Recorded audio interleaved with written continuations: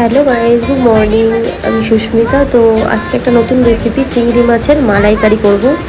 তো যথারীতি তো আমি নারকেলটাকে ভেঙে নিলাম, কিন্তু এখানে আমার কোরানির জায়গা নেই। তো আমি ওটাকে পিস করে কেটে মিক্সিতে পেস্ট করে নিলাম, দিয়ে দুধটাকে আমি বার করে নিলাম। তারপরে দুধটাকে ভালো করে চেপে চেপে বার করে নিয়ে একটু হালকা হলুদ তো ওটাকে ফুটিয়ে নিতে হবে ভালো করে, যাতে কাঁচা কাঁচা গন্ধটা যাতে না থাকে। তো তারপরে তুমি চিংড়ি মাছটাকে ভেজে নিলাম। আমি ভালো করে বেশি ভাজিনি, কারণ বেশি ভাজলে টেস্টটা থাকে না। আমি ভালো বাছতেও পারি না মাছটা, কারণ যেটুকু পেরেছি বেছেছি, কারণ আমার বর খেতে চাইছে ওই জন্যে।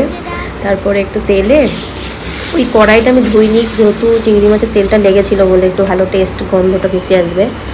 দিয়ে জিরে ফোড়নটা দিলাম, দিয়ে দিকে তোমার দুধটাকে ভালো করে ফুটিয়ে নিতে হবে, এটা কাঁচা গন্ধটা চলে যায়।